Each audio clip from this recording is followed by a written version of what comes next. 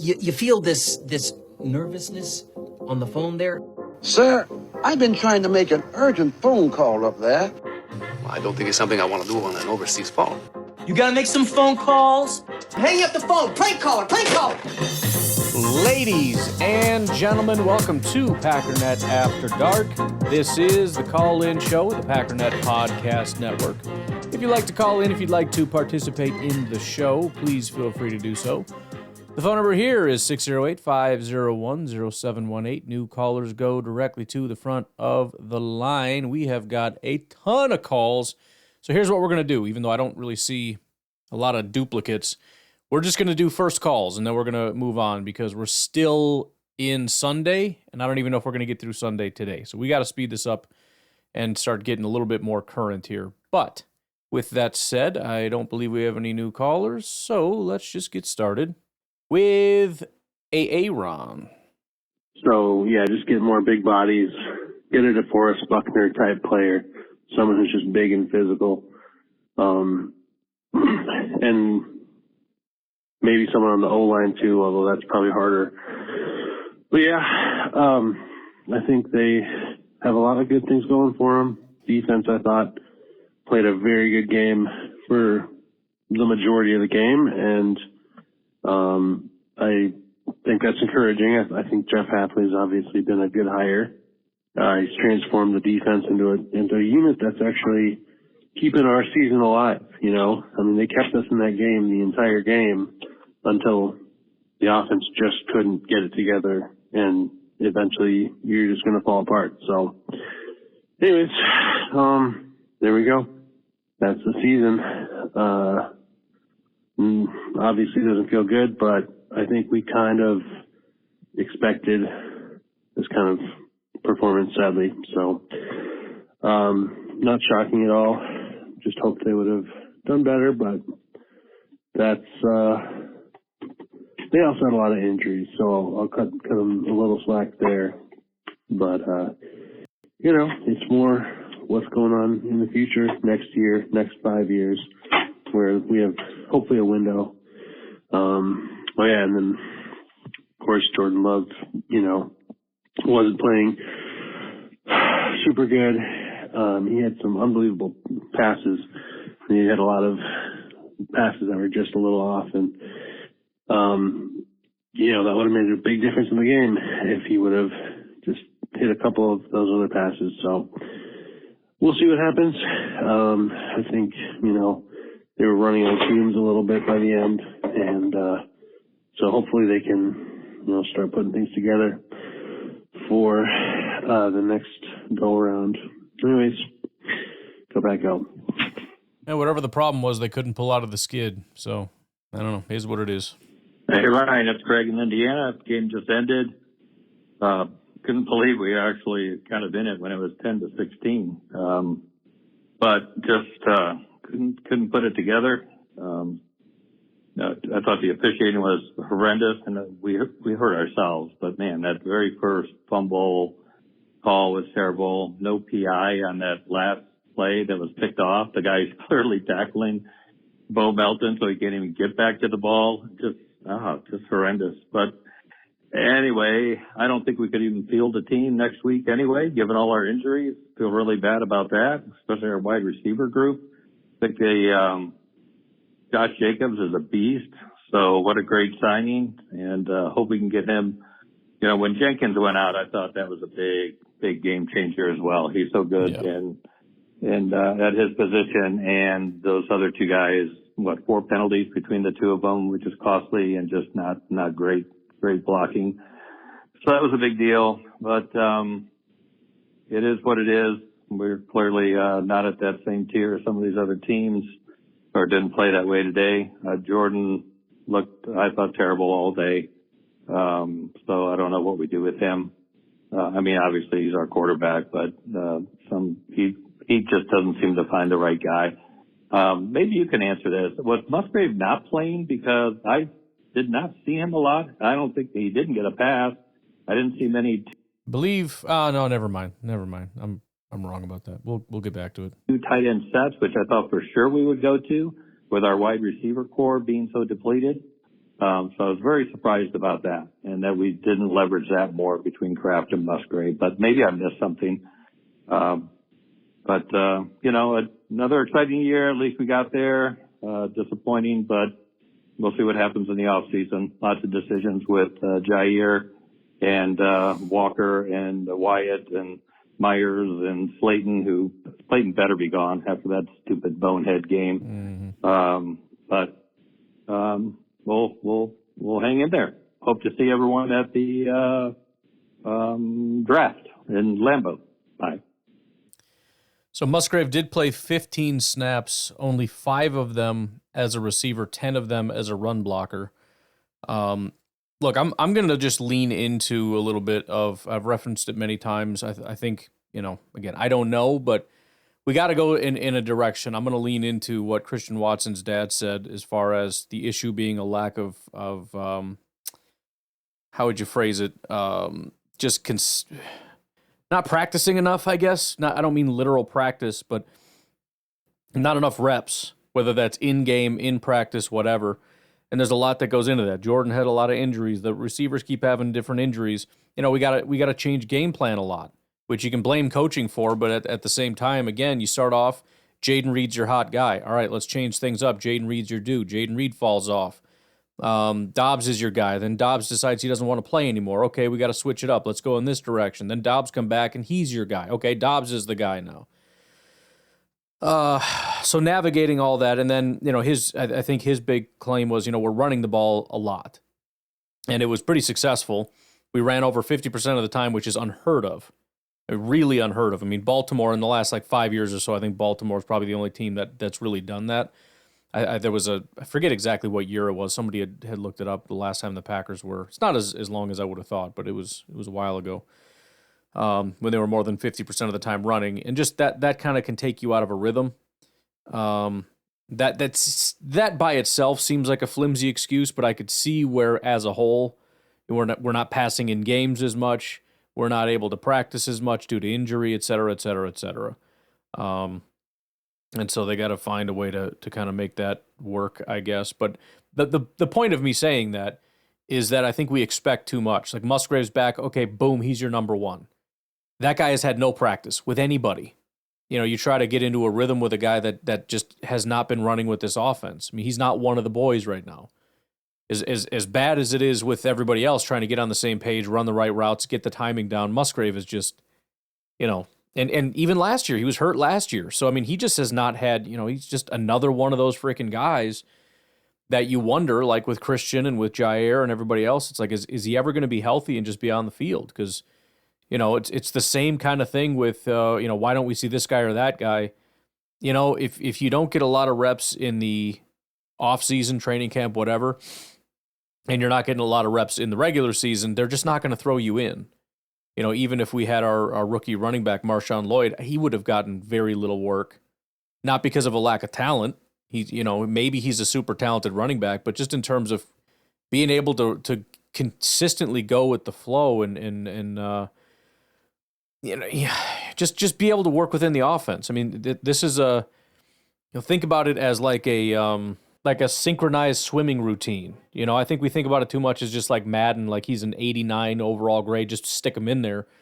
It's more of like a synchronized swimming thing where all the timing and everybody needs to work together. And, that guy over there is a strong swimmer, but he's been gone the whole time. And now it's showtime. Now it's game day. Now it's the Olympics. Are you going to take that person, that, real strong swimmer and, what dancer underwater, but it's a group effort, though. We all have to work together with the timing and everything else, and they're just not ready. That might be the best one you got, but you just don't put them out there. And I just think, some players, you're going out no matter what, right? Jordan, if he's out for 5, 6, 7 games, don't care, you're going back out there. Watson, whatever. It might be ugly. It'll probably be ugly, but it's still, I don't care, you're going out there. But with other guys like Musgrave, he's not like a tier 1 guy where it's like we have to have him out there. They want him out there, but he's more likely to be a negative than a positive. You throw him out there and he's running at a wrong angle or he's doing the wrong things, it's going to mess up everything. It'll mess up the spacing. It'll mess up the timing. So with him being out as much as he's been out over the last 2 years, I mean, they want him to be a thing, but it's going to take time. to build up to that. And so I know everybody's really mad that, he didn't get what they were hoping he was going to get, myself included, but I think it's an understandable thing, especially when you look at the offense. It's not clicking. It's not firing on all cylinders. The last thing you want to add to that is a piece that's just going to further complicate the offense. So that's kind of my thought on it. What's going on, Ryan? Chris from Alabama, man. What's up, man? Well, we ain't pulling it out, man. Oh, man. The route to next year, man. Hey, man, look. I thought we can go on the run. We didn't do it. It's all good, man. This was a brutal ball game, man. We lost a lot of players, hopefully. We get majority back for the start of next season, man. It is what it is, man. We lost this ball game. Philadelphia, they did what they had to do. We went on ahead and got the job done, man. We didn't get the job done. Terrible game on the offensive side of the ball. Defense, I salute the defense because they did what they did. Offense ain't giving them no breaks, man. This 22-10 definitely ain't on the defense, man. We can't do nothing. The offense ain't doing nothing on their side of the ball, man. Yep. But you know what? We're a young squad. We come back next year. We come back strong. And we can get this thing done, man. I believe in everything that's going on right now. Ryan Gutekunst, Matt LaFleur, Jordan Love, our young wide receiving core, our defense. You know what? Even in this loss, I tell you what, this defense showed me a whole lot today. Yep.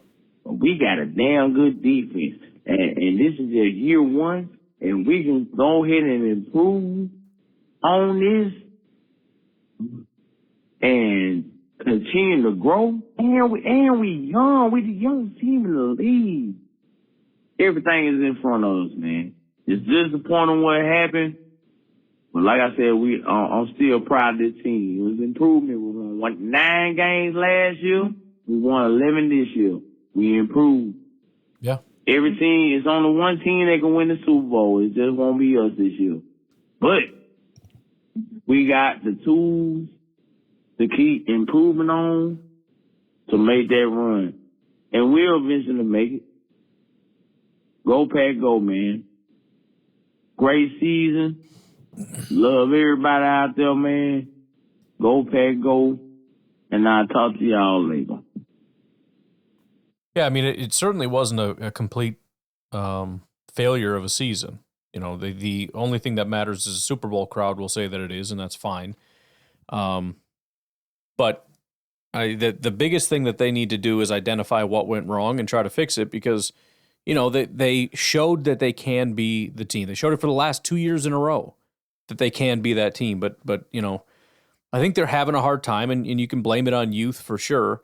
They're having a hard time just kind of staying in sync. They get out of sorts. They get out of, we blame it on they're just not they're not getting up for the game. They're not prepared. They're not whatever. Maybe that's exactly what it is. It's also possible that it's just that they're just not a good team, and I don't mean that in terms of like talent. I just mean like as a group working together and just being in sync, being on the same page. And they got to work on that. I mean, Matt LaFleur's he's got to do the coaching side of it in terms of making sure everybody understands what they need to do. We got to make sure we got the right guys that can do the things that we need to do. I think we're building in that direction, which is obviously a good thing. Matt LaFleur wants to be a more run-heavy, run tight end, play action kind of a guy. Same. You look at Jeff Hafley. He ran the opposite of the defense that he wants to run because of the personnel. And we're slowly building in that direction. I think Matt is just finally getting the team that he wants with the running back that he wants and everything else. But with that could come some problems. You're well, we don't need to super speculate, but you just gotta figure it out. You get the pieces that you need, and you start building, and guys need more time to get on the same page, and then eventually you look at the connection that like Rodgers and Devontae had. I'm not talking quantitatively here. I'm talking qualitative in terms of it took time to get to a point of just being like a mind meld. He had that with Jordy. He had it with Devontae. He had it with some of his guys where it was like a sixth sense. Those receivers just knew the ball was in the air and would turn around at the exact right time. We obviously don't have that right now. We don't have any one guy that can do that, and we don't have the individual guys or the relationship thing, Jordy and this person or that person or whatever. But you hope that that's something you can build toward, whether it ends up being Tucker Kraft or whoever, or just multiple guys. Just being on the same page makes a huge difference. I blame Jordan Love a lot as far as, there's a guy open, why aren't you throwing it there? But it's everybody. It's the whole process, right? Just being we talk about number one wide receiver. It doesn't really make a difference if we're not in sync. And if we are in sync, then you don't need one. This can work with what we have. We just got to get everybody on the same page. We got to understand, when these things happen, we do this. When we make these changes, I want you to do this. And just little things, man, as far as like, inside and outside release and, at what angle I want you to do this and the timing and everything. And if it's not working, then Jordan's going to hesitate because, he doesn't want to throw it where he thinks you're going to go, and then it ends up you don't go that direction. So he wants to wait, and then he waits too long because you're already out of your break. And now if he throws it could get picked off. They just need, I hate to say they need more time, but they do. They need more time to work together. And if it just doesn't ever materialize, then we got to go in a different direction. But we got to get a group of guys that can get on the same page and execute this thing. All right, we'll take a break. We'll come back. We got Beer Cheese Benny on the other end. Hey, Ryan. Beer Cheese Benny. I had to calm down a little bit. Right. I think I'm almost there. Still pissed. But, again, got to realize that this is the youngest team in the NFL. And still have a lot of assets. Still a lot of stuff we can do. I'm excited for the future. But I just still don't know. I don't know what it's going to take, man. What's it going to take to get us over this hump and get us the Super Bowl, man? Obviously, I don't expect a Super Bowl every year, but at some point, we got to look better, man. We got to at least look like we can win a Super Bowl in the playoffs. Just had no fight, man. I'm truly baffled. I don't even know what to say, man. There's only so much that I can say about it.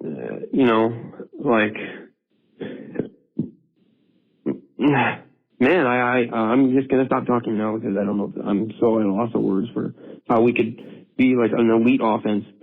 I wouldn't say elite, but we were top 5, right? Top 10. Yeah. And then we look like this. Right. I get they're a good defense. Don't get me wrong, but you can't tell me that we couldn't do it, man. You can't where was the good offense, man? Where was the good love? Where's the love that we know that he can be?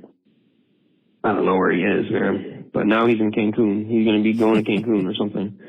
Or freaking Europe with Ronica. So, good job, bro. And go think about your life, love. Go think about the organization you play for and how this is not a joke, dude. This is not a freaking bum team. This is the Green Bay Packers.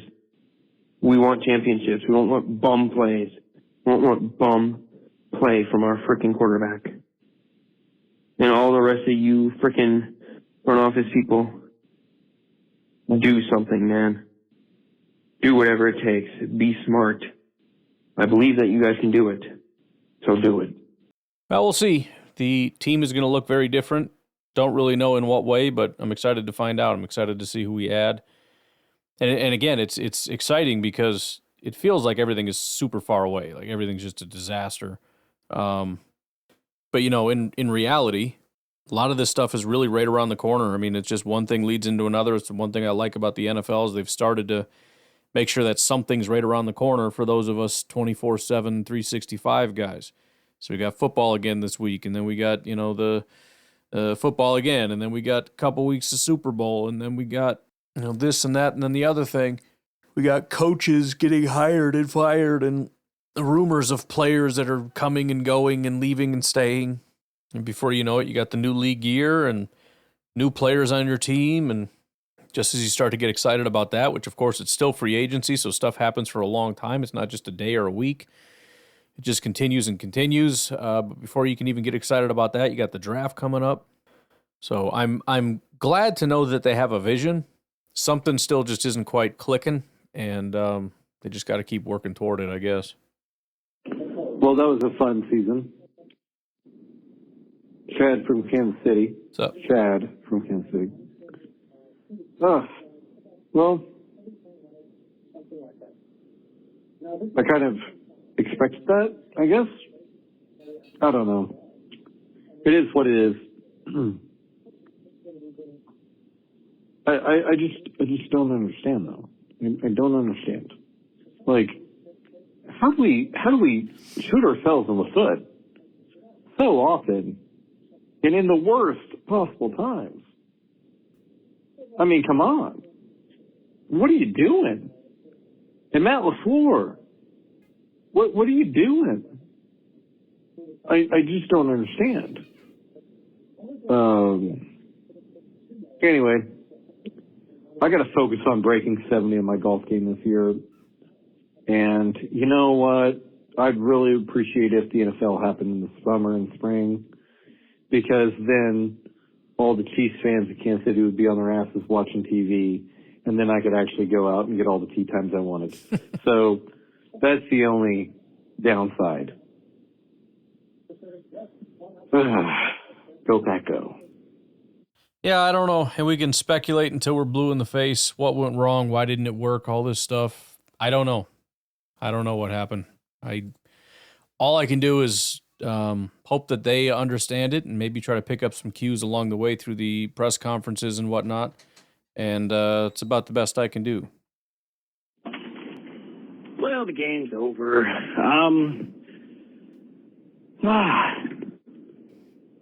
I tell you what, out of all the first round games, we definitely showed up. I know we lost. Not only did we lose the game, we lost half our team, for crying out loud. You know, once the Jenkins went out, I was kind of not excited. Even after the fumble and going down 10-0, you could almost tell that like we were the better team, just not playing good. Mm-hmm. I tell you what, I was very impressed with the defense, especially in the first, three quarters. Losing Jenkins was hard. I mean, losing Dobbs and Reed wasn't that much better. But they definitely played as best as they could. Offensively, we weren't perfect, but man, I think we even lost Jacobs there, I am encouraged because I think our defense played so good that they have a chance to, be pretty elite. Get all those guys back. I tell you one thing. I know LaFleur yells on the sideline when someone does a stupid personal foul. I think Nixon and Slayton both did it. I would go further and say, you do that in a game, I'm going to suspend you for 3 games. I don't care if you're the best player on the team. That recklessness is just, it's so stupid. Like, you guys smarter than that?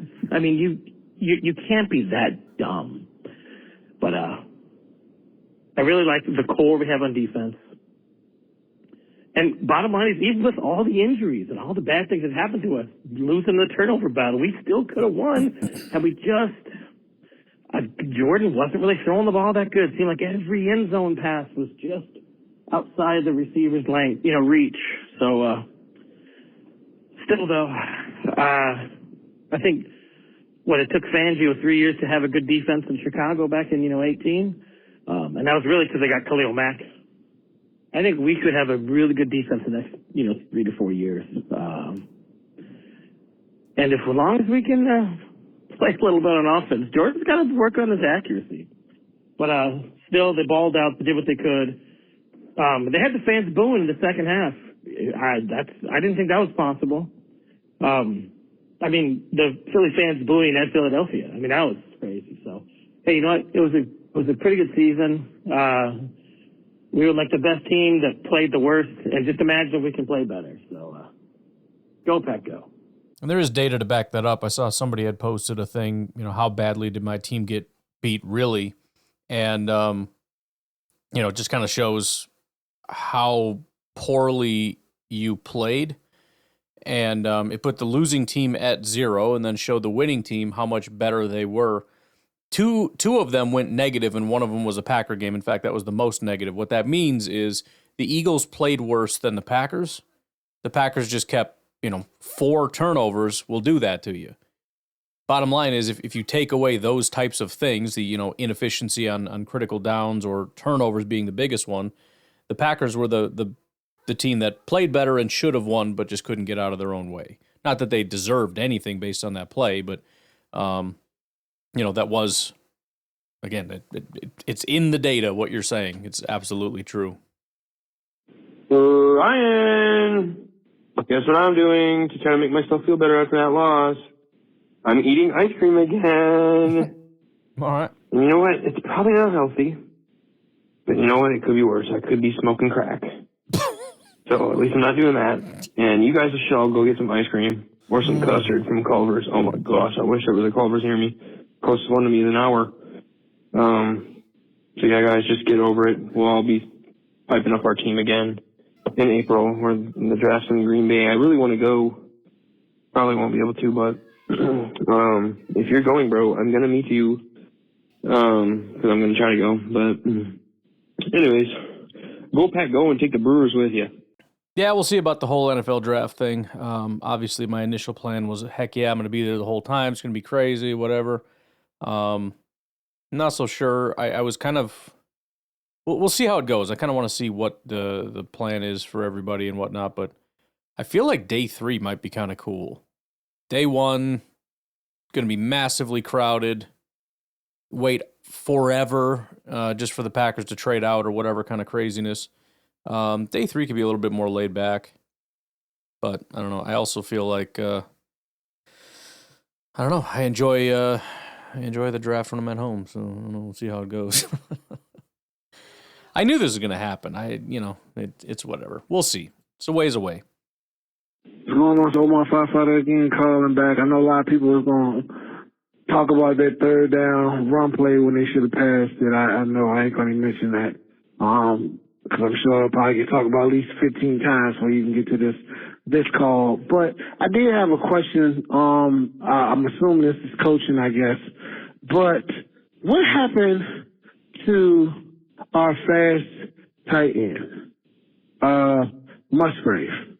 Because when the receivers went down, I'm like, all right, so now we're going to have 2 tight end sets come in and just and rotate the wide receivers like every other couple plays, just to keep them fresh, keep them healthy.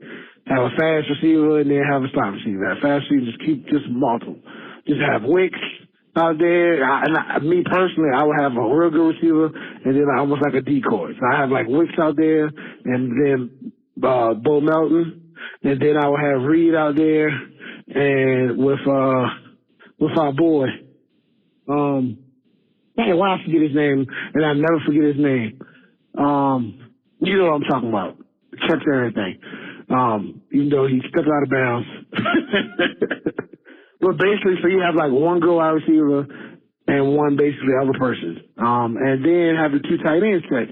And they didn't do that. And in reality, Musgrave could play wide receiver. He's fast enough, like, not, typically like you would want him to do that, but you can line him up and run maybe some of the same plays.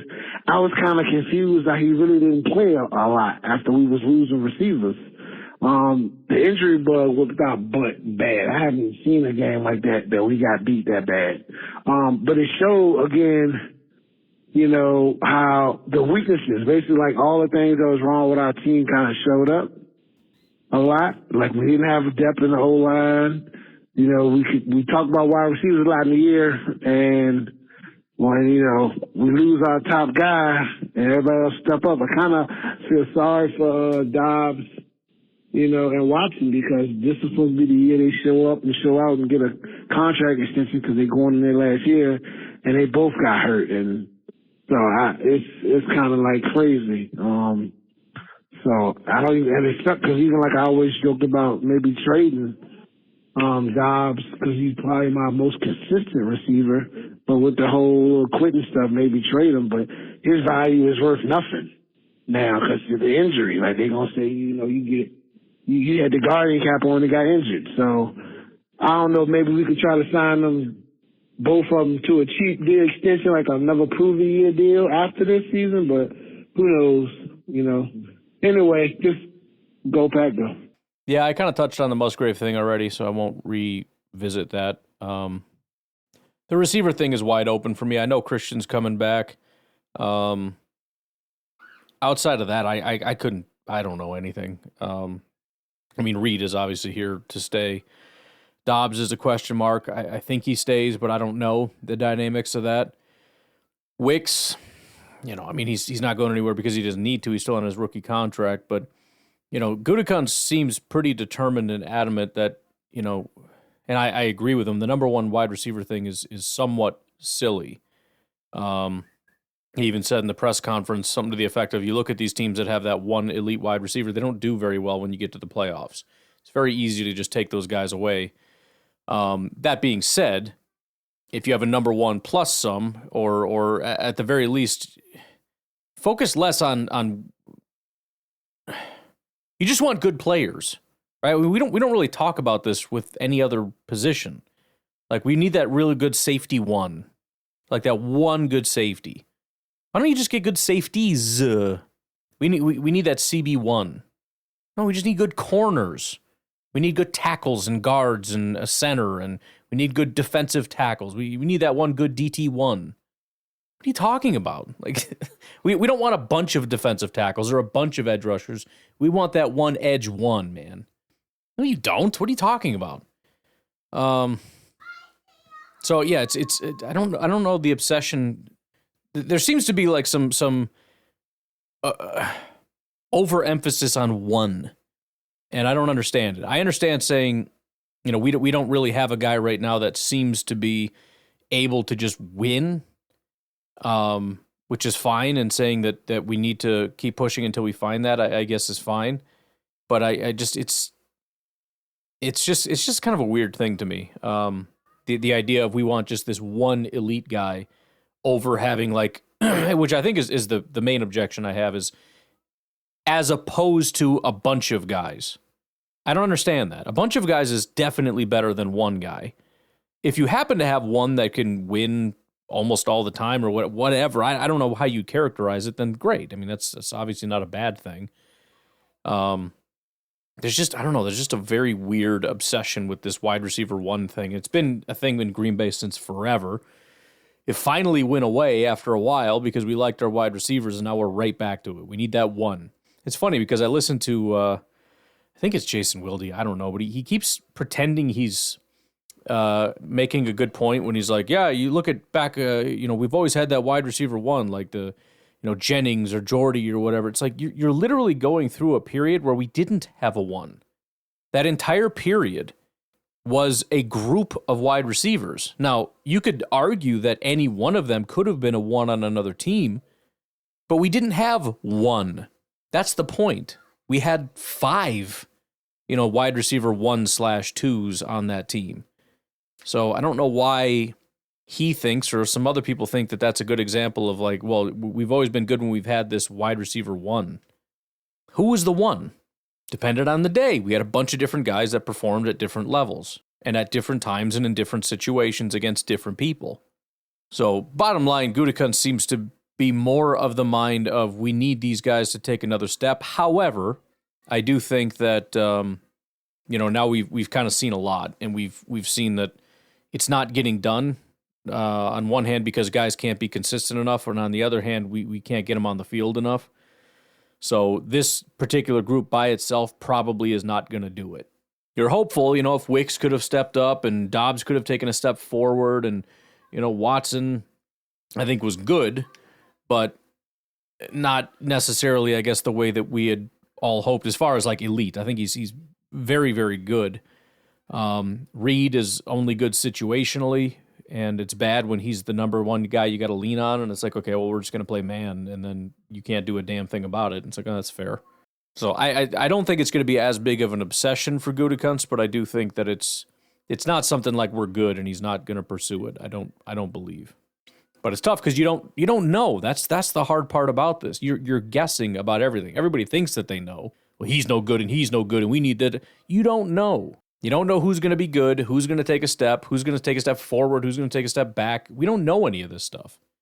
And when things trend in a certain direction, like last year, we saw the ascension of some receivers. And it's like, this is going to be a great group. And then you come back this year, 0 people took a step forward, and some of them took a step back. It's like, well, what the heck is this?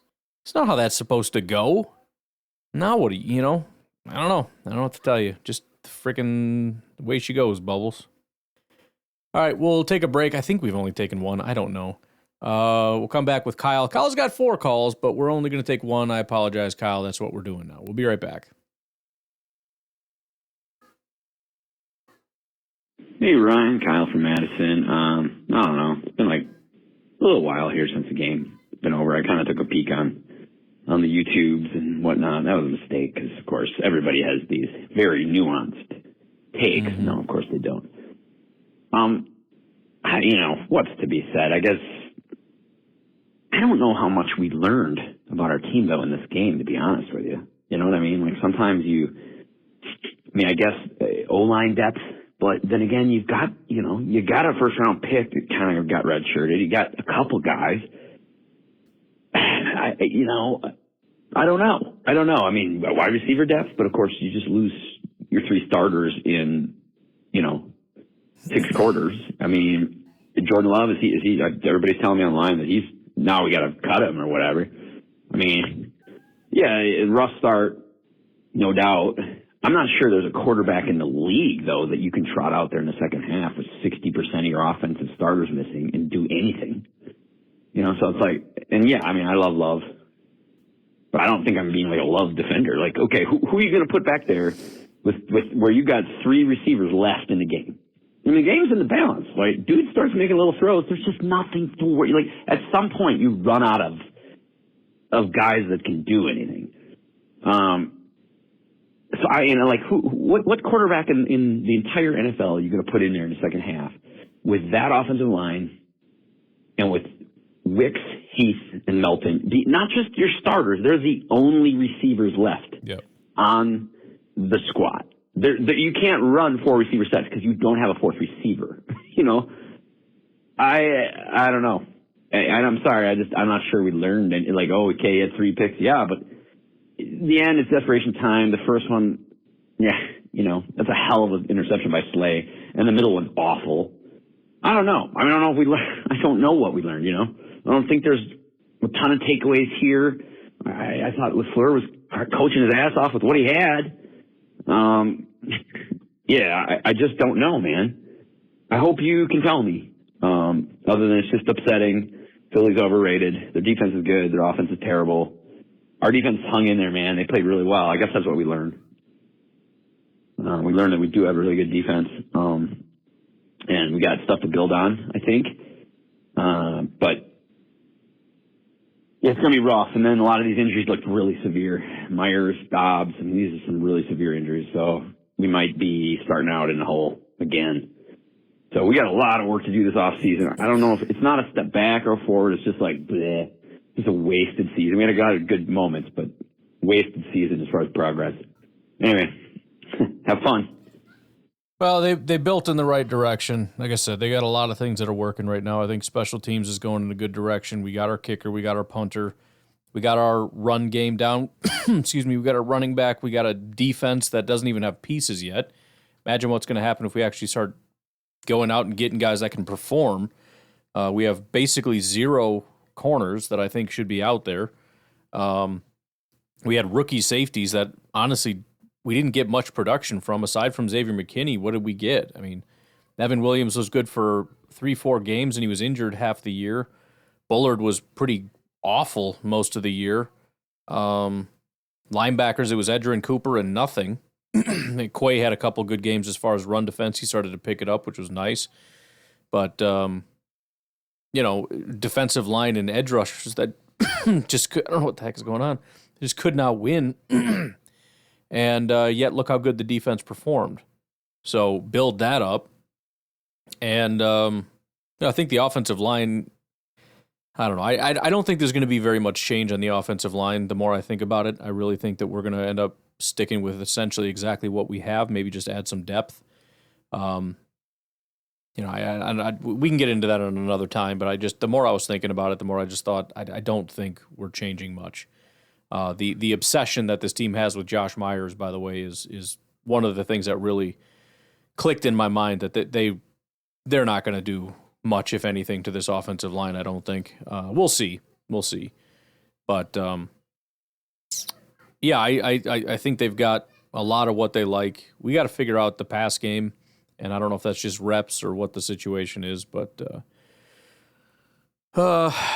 once you get that down, I think that they got a really good football team. I don't know what else we're missing, to be honest. You got run defense, you got pass defense, you got special teams, you got a good run game.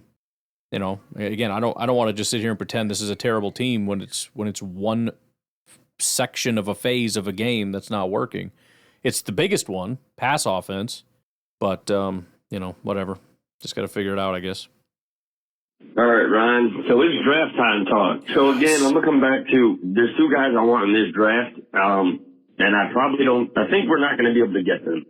But it's Savion Williams, wide receiver, TCU. I think he would solve our wide receiver needs. And Omarion Hampton, running back out of NC State, I believe.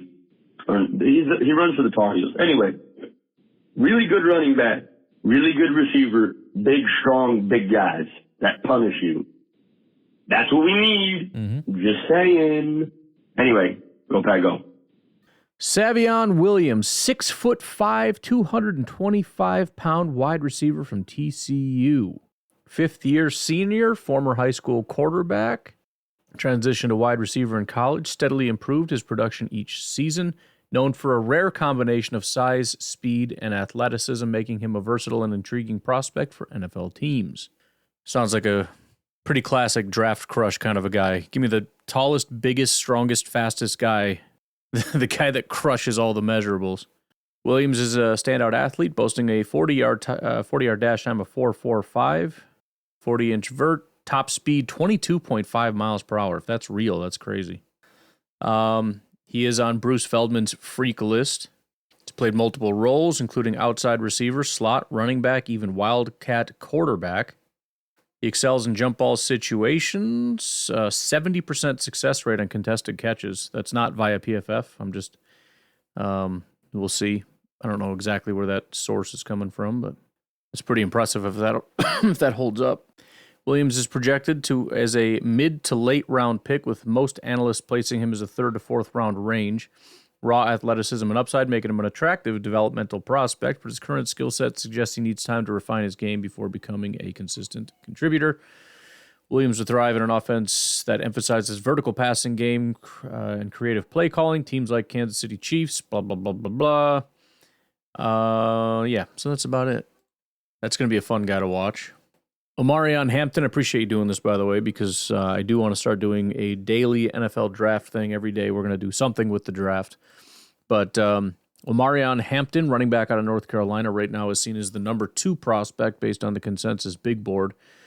6 foot, 220-pound running back out of North Carolina, entering the draft as a junior. He was a 4-star recruit, one of the top running backs in college, all ACC honors. Finished as the Doak Walker Award finalist in 2023. Known for his physical running style and workhorse ability, Hampton's a versatile back with the potential to make an immediate impact in the NFL. I think the biggest issue is, are we really going to draft him? I mean, first of all, I don't think he makes it to the back of the second round. And there's no way we could draft him in the first, but even if it was a second, could we spend a second-round pick on another running back when we have maybe the best in football and we drafted a guy? I don't know.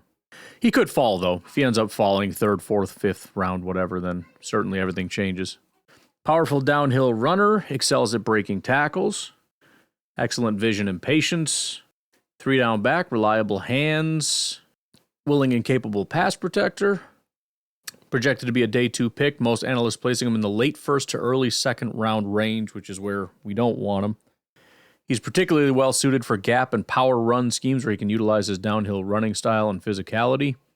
He would thrive in offenses that emphasize a physical ground game. Obviously, the Packers would fit that. Philadelphia, Green Bay, Baltimore.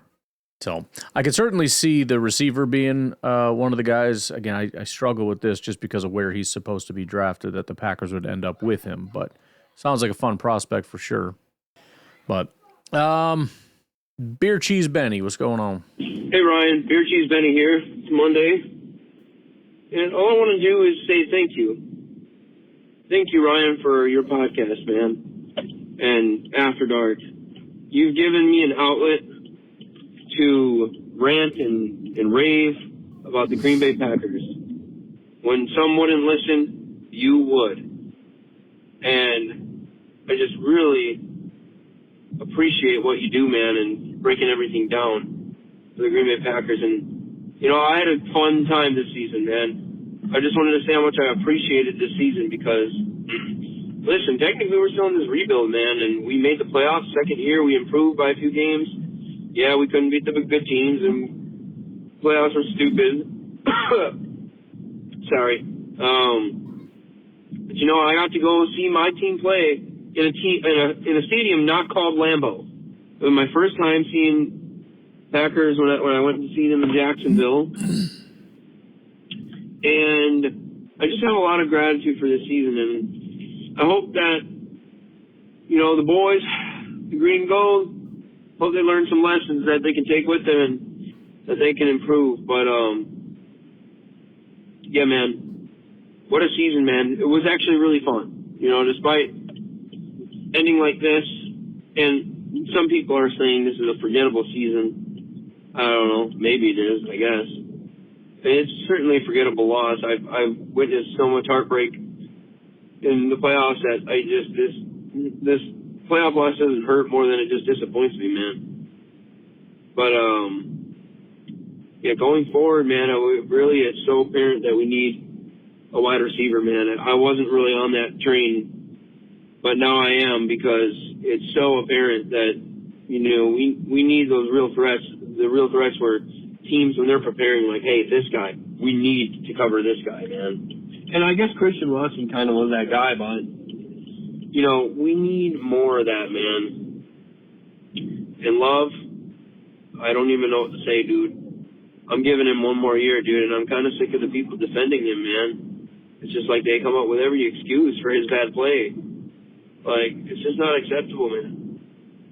So, let's just hope that we get this figured out. And LaFleur needs to start seriously going crazy on these guys, man. He's got to start lighting the fire under their ass and, disciplining them more, man. We need more discipline. It was apparent that we just weren't disciplined enough.